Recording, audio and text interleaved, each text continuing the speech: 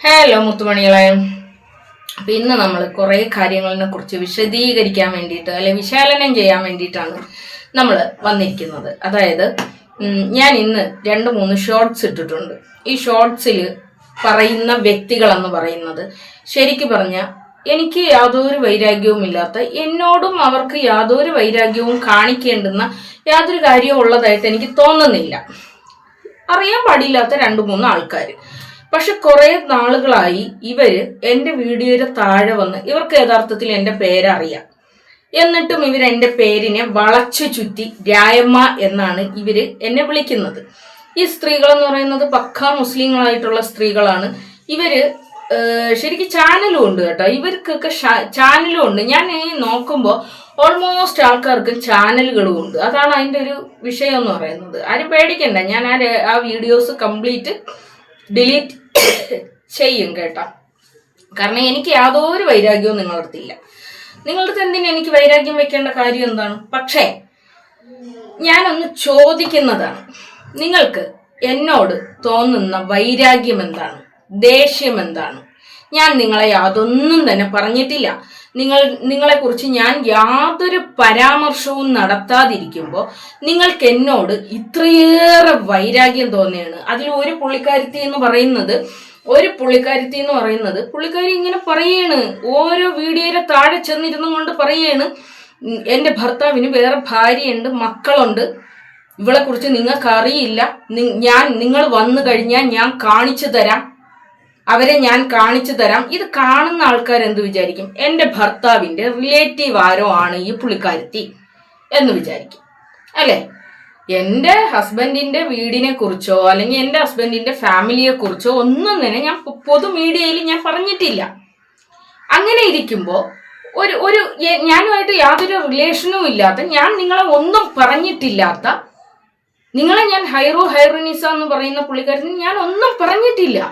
പക്ഷെ സ്ഥിരമായിട്ട് എൻ്റെ വീഡിയോയുടെ താഴെ വന്ന് നിങ്ങൾ നെഗറ്റീവ് കമന്റ് ഇടുന്നു. ഓക്കെ, അത് ഒരു മനുഷ്യന്റെ സ്വാതന്ത്ര്യമാണ്. കമന്റ് ബോക്സ് എന്തിനുള്ളതാണ്? നിങ്ങളുടെ അഭിപ്രായം പറയാനുള്ളതാണ്. നിങ്ങൾ പറയുന്ന അഭിപ്രായത്തിന് ഞാൻ അതേ മൂല്യത്തിൽ ഞാൻ തിരിച്ച് നിങ്ങൾക്ക് മറുപടിയും പറയുന്നുണ്ട്. അവിടെ കഴിഞ്ഞു. പക്ഷെ നിങ്ങൾ ചെയ്യുന്നത് ശരിക്കും പറഞ്ഞാൽ നിങ്ങൾ എന്നെ ആലോചിച്ച് നോക്കും. നിങ്ങളുടെ ചാനലുകൾ ഞാൻ കയറി നോക്കിയപ്പോൾ നിങ്ങൾ അസ്സലാമു അലൈക്കും എന്ന് പറഞ്ഞിട്ടാണ് ആ ചാനലിൽ സംസാരിച്ചു തുടങ്ങുന്നത്.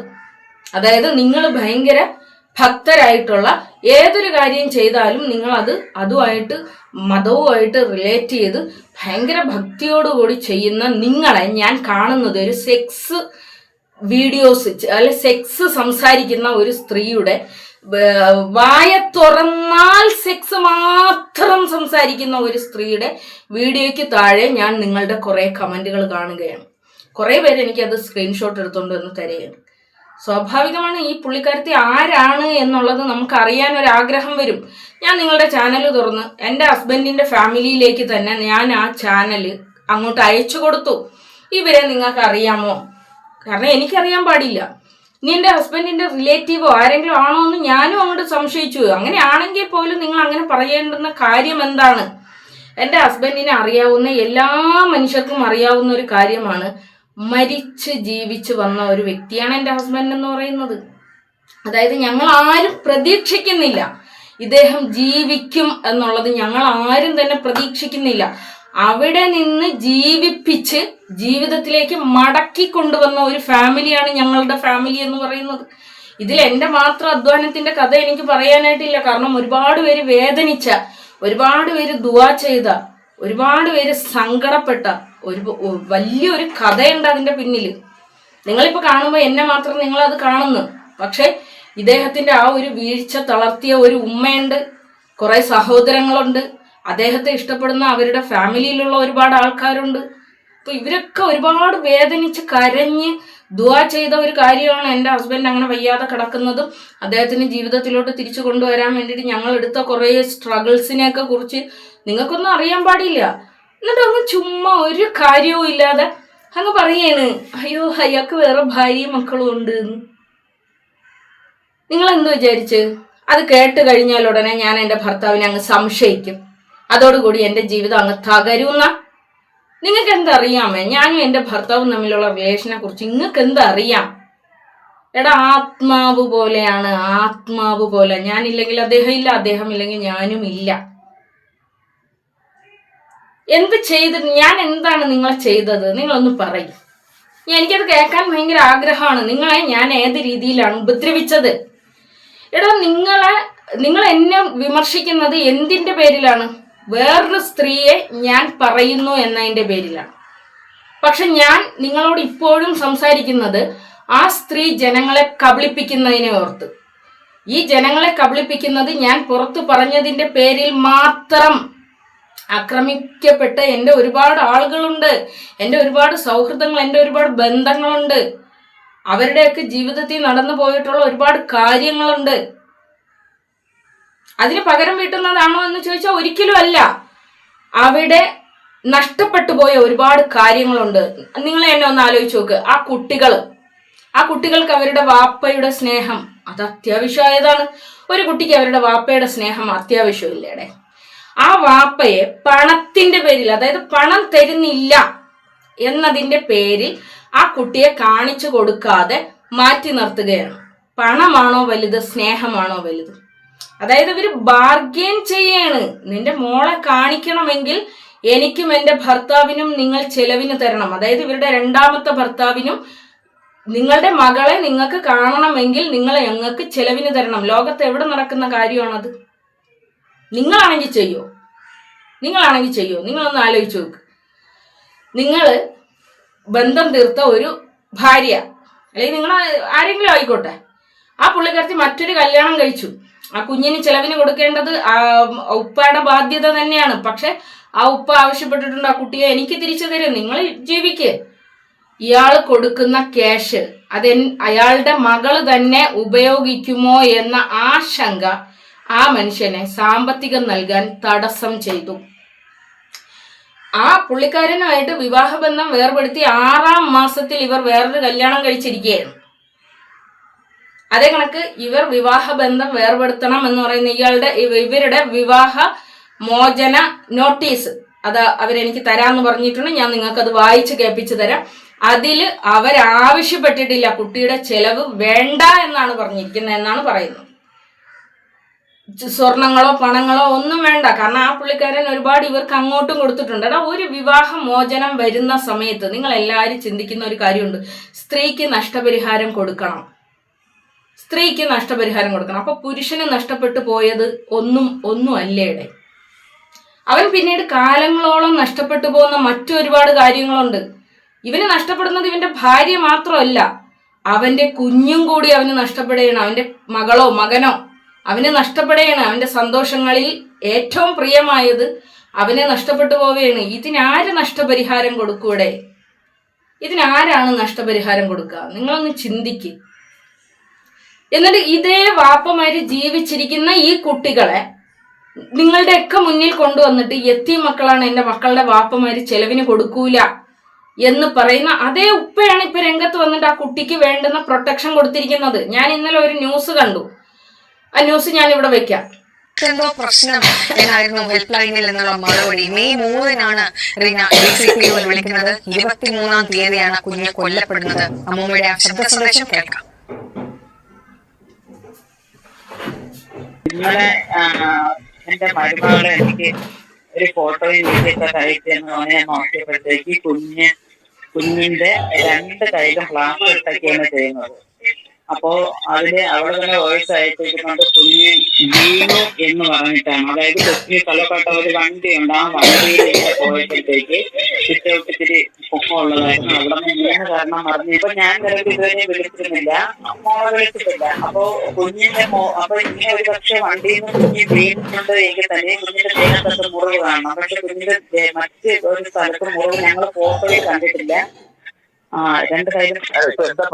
കുട്ടിയെ അയാൾ ഉപദ്രവിച്ചെന്നാണോ പറയുന്നത്? അതെ, എനിക്ക് എങ്ങനെ സംശയം.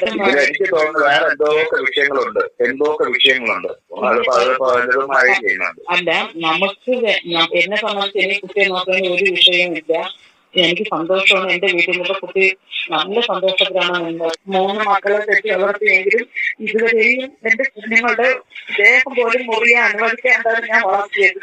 പക്ഷെ അവള് എങ്ങനെ ഈ കുട്ടിയോട് അവൾക്ക് ചിലപ്പോ ഒരുപക്ഷെ അവള് അടുക്കളയിലോ എവിടെയെങ്കിലൊക്കെ നിന്നപ്പോഴത്തേക്ക് ഇവൻ ആ വണ്ടിയോടുകൂടി ഇനിഷ്യലി എടുത്ത് എറിഞ്ഞതാണോ ഇനി അവനെ അടുത്തെടുത്തതാണോ എന്നൊക്കെ ഉള്ളൊരു സംശയം. ചിന്താഗതിയല്ലേ, അതൊന്നും അങ്ങനെയൊന്നും ആയിരിക്കില്ല. ചിലപ്പോൾ അത് നിങ്ങൾക്ക് അയാളോടുള്ള ദേഷ്യം കൊണ്ട് ചിലപ്പോൾ തോന്നുന്നതാവാം. ഇപ്പൊ കുട്ടി തന്നെ തന്നെ വീണത് തന്നെയാവാം. നമ്മൾ എന്ത് ചിന്തിക്കുക? എന്തായാലും അത് പോലീസ് ഒന്ന് അന്വേഷിക്കട്ടെ.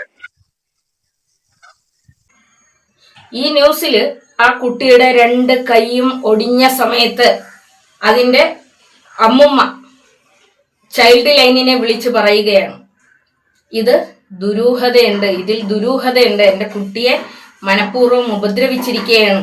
അപ്പൊ ആ സാറ് പറയുന്ന ഒരു കാര്യമുണ്ട്, അല്ല നിങ്ങൾക്ക് തോന്നുന്നതാണ്, നമുക്കും പലതും തോന്നുകയാണ്. ആ കുട്ടിയെ കുറിച്ച് ആശങ്കപ്പെടേണ്ടുന്ന അധികാരമുള്ള ഒരാൾ തന്നെയാണ് വന്നിട്ട് ആ കുട്ടിയെ മാറ്റിപ്പാർപ്പിച്ചിരിക്കുന്നത്. അവിടെ നടന്നിട്ടുള്ള സംഭവ വികാസങ്ങൾ എല്ലാം തന്നെ നമ്മളെല്ലാവരും കണ്ടതാണ്. ഈ പുള്ളിക്കാരൻ എന്ന് പറയുന്നത് ഒരു മികച്ച സ്ത്രീ ലംബടൻ തന്നെയാണ് എന്ന് തെളിയിക്കുന്ന ഒരുപാട് ലൈവുകൾ അവരുടെ വീഡിയോകളിൽ കിടക്കുകയാണ്. സ്വന്തം ഉമ്മയെയും ആ വീഡിയോയുടെ താഴെ വന്ന് കമന്റ് ഇടുന്ന സ്ത്രീകളെയും, അയാൾ ജീവിച്ചിരുന്ന സ്ത്രീകളെയും അയാൾ കൂടെ ജീവിച്ചിരുന്ന സ്ത്രീകളെയും ഒക്കെ എത്ര അപമാനകരമായിട്ടാണ് അയാൾ സംസാരിക്കുന്നത് എന്ന് നിങ്ങൾ നോക്ക്. അപ്പൊ അങ്ങനെയുള്ള ഒരു എന്തും സെക്സ് മാത്രം പറഞ്ഞുകൊണ്ട് സ്ത്രീ എന്ന് പറയുന്ന ഒരു മനുഷ്യനെ വെറും സെക്സ് ടോയ് ആയിട്ട് കാണുന്ന ഒരു പുള്ളിക്കാരന്റെ മുന്നിൽ ആ കുട്ടി വളരണ്ട എന്നുള്ളത് ആ ഉപ്പയുടെ ആവശ്യമാണ്. ആ കുട്ടിക്ക് സംരക്ഷണം വേണം എന്നുള്ളത് ആ ഉപ്പയുടെ ആവശ്യങ്ങളിൽ ഒന്നാണ്. ആ ഉപ്പ വന്നു ആ കുട്ടിക്ക് വേണ്ടുന്ന സംരക്ഷണം കൊടുത്തു. ഇതിലെന്ത് തെറ്റാണുള്ളത്? എന്നിട്ടും അയാൾ കൊണ്ടുപോയിട്ടില്ല. നിങ്ങൾ അവിടെയാണ് അയാളുടെ മഹത്വം നിങ്ങൾ കാണേണ്ടത്. അതായത് ആ പുള്ളിക്കാരൻ അയാളുടെ കൂടെ ആ കുട്ടിയെ കൊണ്ടുപോയിട്ടില്ല. അയാൾ നേരെ ചൈൽഡ് ലൈനിനെയും പഞ്ചായത്ത് ഓഫീസിനെയും ഒക്കെ അറിയിച്ചിട്ട് ആ കുട്ടിയെ നേരെ അവളുടെ തന്നെ ഉമ്മയുടെ കൂടെ നിർത്തുകയാണ് ചെയ്തിരിക്കുന്നത്. അതും അവൾക്ക് കാണാൻ പറ്റുന്ന അത്ര അകലത്തിൽ. അവിടെ നിങ്ങൾ എന്തുകൊണ്ട് ആ മനുഷ്യനിലെ നന്മ നിങ്ങൾ കാണുന്നില്ല? അയാൾക്ക് വേണമെങ്കിൽ കൊണ്ടുപോകാം, പക്ഷെ അയാളത് ചെയ്തിട്ടില്ല. കുട്ടി ഉമ്മയോടൊപ്പം നിൽക്കട്ടെ എന്ന് പറഞ്ഞു. കുട്ടി ഇതുവരെ നിന്നത് അവിടെയാണ്, അവിടെ നിൽക്കട്ടെ, ഞാൻ ചെലവിന് കൊടുക്കാം എന്ന് പറഞ്ഞുകൊണ്ട് ആ കുട്ടിയുടെ സ്വന്തം ഉപ്പ രംഗത്ത് വരുമ്പോൾ നിങ്ങൾക്കത് ഇത്രയും നാൾ വന്നില്ലല്ലോ എന്നുള്ളതാണ് നിങ്ങൾ കണക്ക് കൂട്ടുന്ന ഒരു കാര്യം. ഞാനൊരു എക്സാമ്പിൾ പറയുന്നതാണ്. ഇനിയിപ്പോൾ നമ്മളെ മനസ്സങ്ങനെയാണ്, അവരുടെ മനസ്സങ്ങനെ അല്ല എന്ന് ചിന്തിക്കാൻ പറ്റുമെന്ന് എനിക്ക് അറിഞ്ഞുകൂടാ. ഞാൻ ഈ പറയുന്ന കാര്യങ്ങൾ നിങ്ങളൊന്ന് റിലേറ്റ് ചെയ്തിട്ട് നോക്ക്. അതായത് നമ്മുടെ ഭർത്താവ് അല്ലെങ്കിൽ ഇനി എത്ര ദുഷ്ടനോ ആയിക്കോട്ടെ, എത്ര ദുഷ്ടനായ ഒരാളോ ആയിക്കോട്ടെ, ചില സാങ്കേതിക തടസ്സങ്ങൾ കൊണ്ടും അവരുടെ സ്വഭാവത്തിന്റെ ദൂഷ്യങ്ങൾ കൊണ്ടും നമ്മൾ വിവാഹബന്ധം വേർപെടുത്തി നമ്മളെ കൂടെയാണ് നമ്മളെ കുട്ടി വന്ന് നിൽക്കുന്നത്. അപ്പോഴും നമ്മളെ ഉള്ളിൽ എന്തായിരിക്കും? എൻ്റെ കുട്ടിക്ക് ഉപ്പയില്ലല്ലോ, എൻ്റെ കുട്ടിക്ക് ഒരു ഉപ്പ ഉണ്ടായിരുന്നെങ്കിൽ എന്ന് ചിന്തിക്കുന്ന ആളുകളാണ് സ്ത്രീകൾ. ഈ സ്ത്രീയും അങ്ങനെ പറയുന്നത് നമ്മൾ പലതവണ കണ്ടിട്ടുമുണ്ട്, കേട്ടിട്ടുമുണ്ട്, ഇല്ലേ? അപ്പൊ ആ കുട്ടിയുടെ സ്വന്തം ഉപ്പ വന്നിട്ട് ലോകത്തുള്ള സർവത്ര മനുഷ്യരെയും ആ കൊച്ചിനെ കൊണ്ട് ഉപ്പ എന്ന് വിളിപ്പിച്ചിട്ടുണ്ട്. അവരാരും തന്നെ ആ കുട്ടീനെ സ്നേഹിച്ചതായിട്ട് ചരിത്രവും ഇല്ല. ഈ രണ്ടാമത്തെ ഭർത്താവ് എന്ന് പറയുന്ന പുള്ളിക്കാരൻ അയാളുടെ സഹോദരിയെ വീട്ടിൽ കൊണ്ടുവന്ന് ആക്കുകയാണ് ചെയ്തത്. ഈ മൂന്നാമത്തെ ഭർത്താവ് എന്ന് പറയുന്ന പുള്ളിക്കാരനും ഇവരെ ഈ ഒരു ഫാമിലീനെ നല്ല ഉപദ്രവിച്ചിട്ടുണ്ട്. അയാളുടെ കുട്ടിയെ മാത്രമാണ് അയാൾ കെയർ ചെയ്തിട്ടുള്ളത്. ഈ നാലാമത്തതും അങ്ങനെ തന്നെ സംഭവിക്കൂ. കാരണം സ്വന്തം മക്കളല്ലേ അവർക്ക് സ്നേഹിക്കാനായിട്ട് തോന്നൂ. മനുഷ്യനല്ലേ. അമ്മയ്ക്കാണ് അതെല്ലാം ഒരേ വയറ്റി വന്നത്. അവർക്കെന്ന് പറഞ്ഞു കഴിഞ്ഞാൽ അവരുടെ സ്വന്തം കുട്ടി വന്നു കഴിഞ്ഞാൽ ഈ കുട്ടി എന്ന് പറയുന്ന രണ്ടാം തരക്കാരി തന്നെയാണ്. അപ്പൊ ആ കുട്ടിയുടെ സ്വന്തം ഉപ്പ വന്ന് ആ കുട്ടിക്ക് വേണ്ടുന്ന സംരക്ഷണം കൊടുത്തതിൽ നമ്മൾ സന്തോഷിക്കുകയല്ലേ ചെയ്യേണ്ടത്? ഇതുപോലൊരു സംഭവം നടന്നതിന് ശേഷം, ഈ കുട്ടിക്ക് നടന്നതുപോലെ ഒരു സംഭവം നടന്നതിന് ശേഷം അയ്യോ മകളെ മാപ്പ് എന്നൊരു ഹാഷ്ടാഗ് ഇട്ട് നമ്മളങ്ങ് പോവും. ആ ഉപ്പയ്ക്കാണ് നഷ്ടം. അത്രയും സംരക്ഷിക്കാൻ കഴിവുണ്ടായിട്ടും അയാൾ മൗനമായി ഇരുന്നില്ലേ എന്ന് നമ്മൾ പോലും അയാളെ നോക്കി പഴിക്കും. ഞാൻ പറഞ്ഞിട്ടുണ്ട്, മുമ്പ് പറഞ്ഞിട്ടുണ്ട്, നിങ്ങളെ മകൾ ഇത്രയേറെ വേദനകൾ സഹിച്ചിട്ടും നിങ്ങൾ എന്തുകൊണ്ട് രംഗത്ത് വരുന്നില്ല, ആ കുട്ടിയെ സംരക്ഷിക്കാനുള്ള വഴി നിങ്ങൾ എന്തുകൊണ്ട് നോക്കുന്നില്ല എന്ന് ഞാൻ ചോദിച്ചിട്ടുണ്ട് അയാളുടെ അടുത്ത്. അപ്പൊ അയാൾ ഒരുപാട് കഥകൾ എൻ്റെ അടുത്ത് പറഞ്ഞിട്ടുണ്ട്. ശരിക്കും ഒരു മനുഷ്യൻ എന്നുള്ള നിലയിൽ ഒരിക്കലും നമുക്ക് സഹിക്കാൻ കഴിയുന്നതിലും അപ്പുറമായ ഒരുപാട് കഥകൾ ആ മനുഷ്യൻ എന്നോട് പറഞ്ഞിട്ടുണ്ട്. എന്നോട് മാത്രമല്ല, ഒരുപാട് യൂട്യൂബേഴ്സിൻ്റെ അടുത്ത് അവർ പറഞ്ഞിട്ടുണ്ട്, അയാൾ പറഞ്ഞിട്ടുണ്ട്.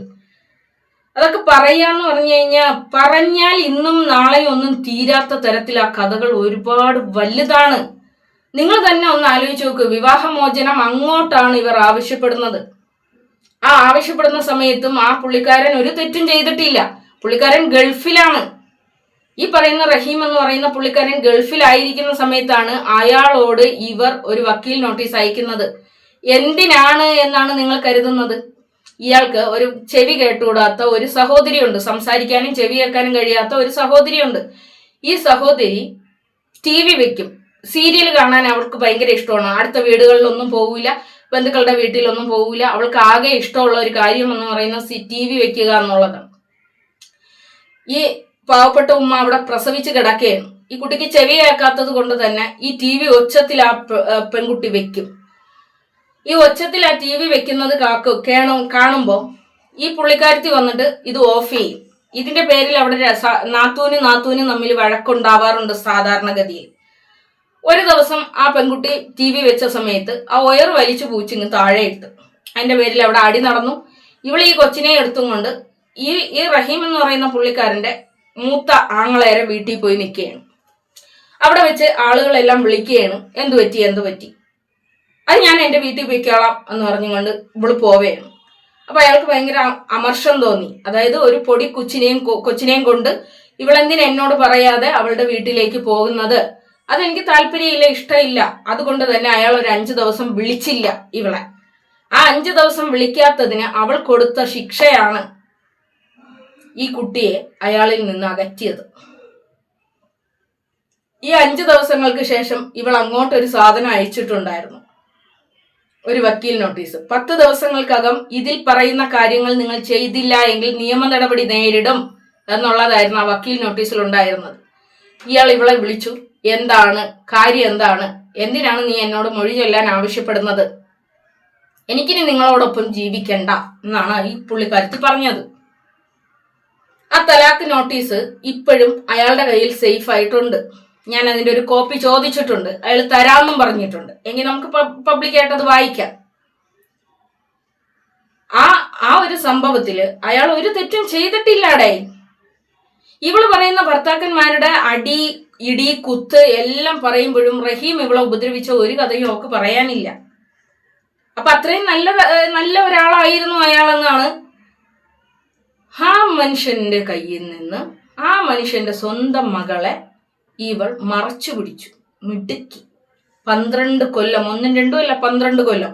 ഇതിന്റെ ഇടയിൽ അത്യാവശ്യം വിളിക്കേണ്ട സമയത്തൊക്കെ അവള് വിളിക്കാറുണ്ട്. കുട്ടിയുടെ ആവശ്യങ്ങളൊക്കെ അവള് പറയാറുണ്ട്. അയാളെ കൊണ്ട് ചെയ്യാൻ പറ്റുന്നതൊക്കെ അയാൾ ചെയ്തു കൊടുത്തിട്ടുണ്ട്.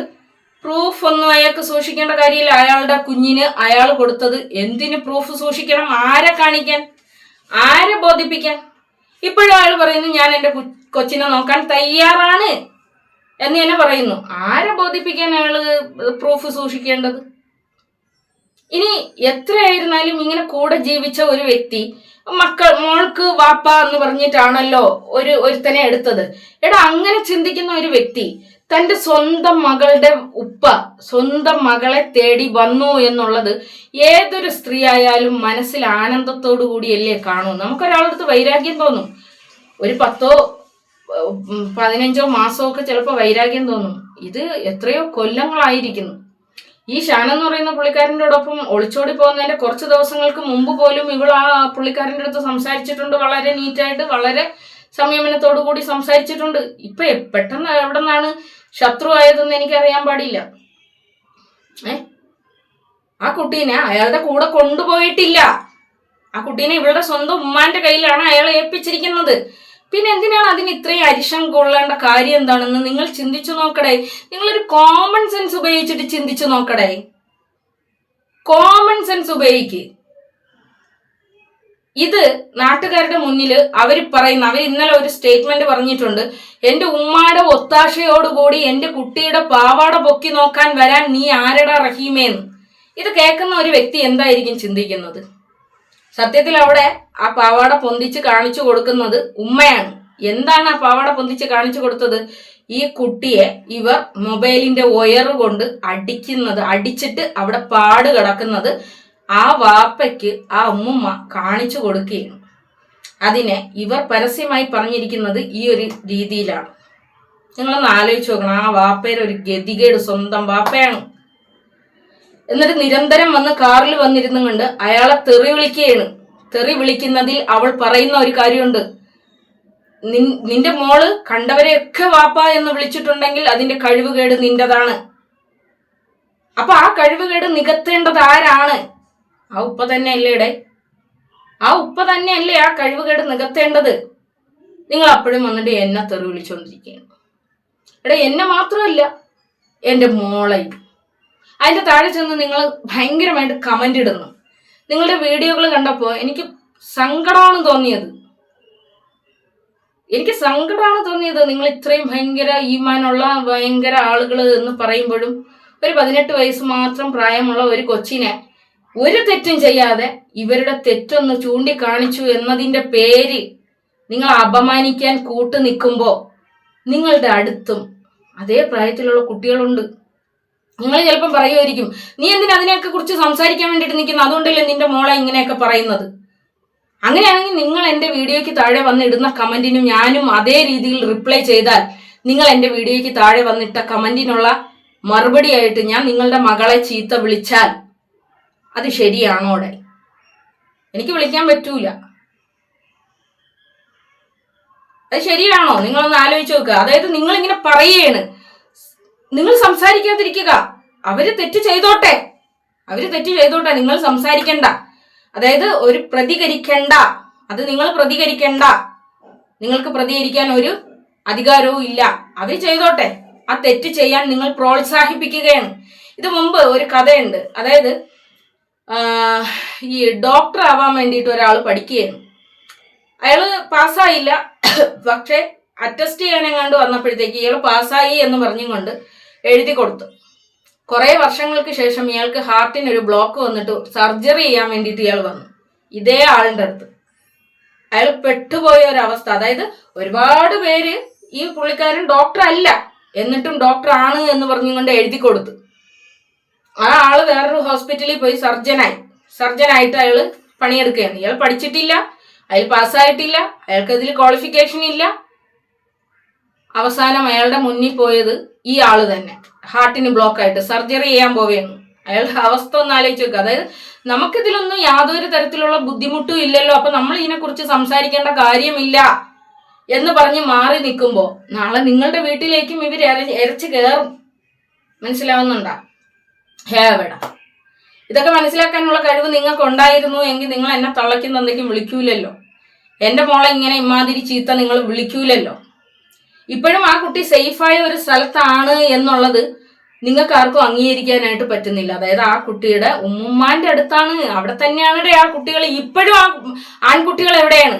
ഇവള് ലൈവ് ഇടുന്ന സമയത്ത് ആ ആൺകുട്ടികൾ എവിടെയാണ്? നിങ്ങൾ കോമൺ സെൻസ് ഉപയോഗിക്കടേ. ഇവളുടെ ആൺകുട്ടികൾ എവിടെയാണ്? ആ വീട്ടിലാണ്, അവിടെ തന്നെയാണ് ആ മോളും.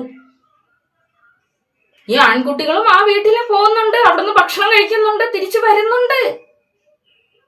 ഇന്നലെ പാതിരാത്രി ലൈവില് ഇക്ക മക്കൾ വരുന്നുണ്ട് എന്ന് പറയുന്നുണ്ട്. ആ മക്കൾ എവിടെയായിരുന്നെന്ന് നിങ്ങൾ ചോദിക്കടേ. ആ ഉമ്മാന്റെ അടുത്ത് തന്നെയല്ലേ? ഇതേ ഉമ്മാനെയാണ് ഈ ലൈവുകളിൽ വന്നിട്ട് 100 ഭർത്താക്കന്മാരെ ചേർത്ത് വെച്ച് പറയുന്നത്. നിങ്ങൾക്ക് തന്നെ ഇത് അക്രമമായിട്ട് തോന്നുന്നില്ലേടെ? എന്തായാലും ഞാൻ ഒരു 2-3 ഷോർട്ട് വീഡിയോ ഇട്ടിട്ടുണ്ട്. അത് ഞാൻ എൻ്റെ ചാനലിൽ നിലനിർത്താനൊന്നും പോകുന്നില്ല, അത് ഞാൻ ഡിലീറ്റ് ചെയ്യും. അതില് ഫാത്തിമ എന്ന് പറയുന്ന പുള്ളിക്കാരി അങ്ങ് എൻ്റെ മോളെ അങ്ങ് പറയാണ്, എൻ്റെ പൊന്നു മോളെ ഞാൻ നിനക്ക് എന്ത് ദ്രോഹമാണ് ചെയ്തത്? നീ തന്നെ പറ. നീ ഇസ്ലാം മതത്തിൽ ജനിച്ച് വളർന്നിട്ട് പോലും നിന്റെ മകൾക്ക് നീ തട്ടയിട്ട് കൊടുത്തിട്ടില്ല. നീ എൻ്റെ വീഡിയോയുടെ താഴെ വന്നിരുന്നുണ്ട് എമ്മാതിരി അപരാധമാണ് കൊച്ചെ എൻ്റെ കൊച്ചിനെ പറയുന്നത്. നിനക്ക് തന്നെ അത് ഒരു മനസാക്ഷി കുത്തുണ്ടാവൂലേ? നമ്മൾ ഒരാളിനെ ഒരു തെറ്റ് ചെയ്യാതെ ഒരാളിനെ നമ്മൾ ആക്രമിക്കുമ്പോൾ ഒരു മനസാക്ഷി കുത്തുണ്ടാവൂലേടെ? ഒരു മനസാക്ഷി കുത്തുണ്ടാവൂലേ? ആ ഒരു മനസാക്ഷി കുത്ത് പോലും നിങ്ങൾക്കില്ല എങ്കിൽ നിങ്ങൾ പഠിച്ച വിശ്വാസത്തിന് ഇത്ര വിലയേ ഉള്ളുവോ എന്നാണ് ഞാൻ ചോദിക്കുന്നത്. ഹൈറുവിൻ്റെ അടുത്ത് ഞാൻ ചോദിക്കുന്നത്, നിനക്കറിയാൻ പോലും പാടില്ലാത്തൊരു കാര്യത്തിനെ കുറിച്ച് നീ അങ്ങ് ഓടി നടന്ന് എൻ്റെ തെസ്ലിമോളുടെ ഒക്കെ വീഡിയോയുടെ താഴെ ചെന്ന് അവരത് കേട്ടിട്ട് എന്നെ വെറുക്കൂന്നാണ് നീ വിചാരിക്കുന്നത്? ഞാൻ ഇന്ന് എൻ്റെ വീഡിയോയുടെ താഴെ എൻ്റെ ആരിഫ് മോന്റെ കമന്റ് കണ്ട്, ഈ ആരിഫ് മുഹമ്മദ് എന്ന് പറയുന്നത് എൻ്റെ പിറക്കാതെ പോയ എൻ്റെ സഹോദരൻ എന്ന് തന്നെ ഞാൻ പറയും. എൻ്റെ പിറക്കാതെ പോയ എൻ്റെ സഹോദരനാണ് അവൻ. അവനെ ഞാനൊരു ലൈവിൽ വെച്ചാണ് കണ്ടുമുട്ടുന്നത്. ആ ലൈവിൽ നിന്ന് ഇന്ന് അവൻ ഭയങ്കര തിരക്കുള്ള ഒരു സ്ഥലത്താണ് ജോലി ചെയ്യുന്നത്. അവനൊരു ലൈവിലോ ഒരു വീഡിയോയോ ഒന്നും അവന് കാണാൻ വേണ്ടിയിട്ട് പറ്റുന്നില്ല. പക്ഷേ ഞാൻ സങ്കടപ്പെടുന്നുണ്ടോ എന്നാലോചിച്ചുകൊണ്ട് അവൻ എൻ്റെ വീഡിയോയ്ക്ക് താഴെ വന്നൊരു കമന്റ് ഇട്ടിട്ടുണ്ട്. എടാ, ഞാൻ കൊടുക്കുന്ന സ്നേഹമാണത്. ഞാൻ കൊടുക്കുന്ന സ്നേഹമാണ്. എൻ്റെ ആരുമല്ല, ഞാനുമായി എനിക്ക് ഒരു രക്തബന്ധം പോലും ഇല്ലാത്ത ആളുകൾ പോലും എന്നെ അത്രയധികം സ്നേഹിക്കുന്നു. നിങ്ങൾ എന്നെ സ്നേഹിക്കണമെന്നൊന്നും ഞാൻ പറയില്ല. ചിലപ്പോൾ എൻ്റെ സ്വഭാവമോ എൻ്റെ സംസാര ശൈലിയോ എൻ്റെ ജീവിത രീതിയോ എന്തെങ്കിലും നിങ്ങൾക്ക് എന്നോട് വൈരാഗ്യം കാണാം, അല്ലെങ്കിൽ ദേഷ്യം നിങ്ങൾക്ക് തോന്നാം. അത് നിങ്ങൾ എന്നെയല്ലേ വിമർശിക്കേണ്ടത്, എന്നെയല്ലേ പറയേണ്ടത്. എൻ്റെ ഭർത്താവൊക്കെ നിങ്ങളോട് എന്ത് തെറ്റടാ ചെയ്തത്? എൻ്റെ ഭർത്താവ് ഒരു പാവം പിടിച്ചൊരു മനുഷ്യനാണ് മക്കളെ. നിങ്ങളോട് ഞാൻ എനിക്ക് അത്ര വിഷമത്തോടു കൂടി ഞാൻ നിങ്ങളടുത്ത് പറയുകയാണ്, എൻ്റെ ഭർത്താവ് ഒന്നും ഒരു ഉറുമ്പിനെ പോലും നോവിക്കാത്ത ഒരാളാണ്. ആ മനുഷ്യനെയൊക്കെ കുറിച്ച് ഇമാതിരി കഥയൊക്കെ അടിച്ചു വിടുമ്പോഴുണ്ടല്ലോ, ഇത് കേട്ട് കഴിഞ്ഞാൽ ഇവരെല്ലാം എന്നെ വെറുക്കൂന്നാണോ നിങ്ങൾ വിചാരിക്കുന്നത്? ഭയങ്കര വിഷമം തോന്നുന്നു. എന്നെ സ്നേഹിക്കുന്നവർ വെറുക്കാൻ വേണ്ടിയിട്ട് ഇമാതിരി കഥകൾ അടിച്ചു വിടുമ്പോഴുണ്ടല്ലോ, അവരുടെ മനസ്സിൽ ഞാൻ ഒരുപാട് ഉയരങ്ങളിലേക്കാണ് എത്തുന്നത്. എങ്ങനെയാണ് ഈ ഉയരങ്ങളിൽ എത്തുന്നതെന്നറിയാം. നിങ്ങൾ എന്നെ തന്തയ്ക്കും തള്ളയ്ക്കും എൻ്റെ ഭർത്താവിനും എൻ്റെ മക്കൾക്കും ഒക്കെ വിളിക്കുമ്പോൾ ഞാൻ നിങ്ങളെ അങ്ങനെ വിളിക്കില്ല. മനസ്സിലായ? കാരണം നിങ്ങൾ ചെയ്യുന്ന ചെറ്റത്തരത്തിന് അവരെന്ത് പിഴച്ചടേ. നിങ്ങൾ ചെയ്യുന്ന ഈ തന്തയില്ലായ്ക തരത്തിന് നിന്റെയൊക്കെ വീട്ടിലുള്ളവരെന്ത് പിഴച്ച്. കടുപ്പാണ്.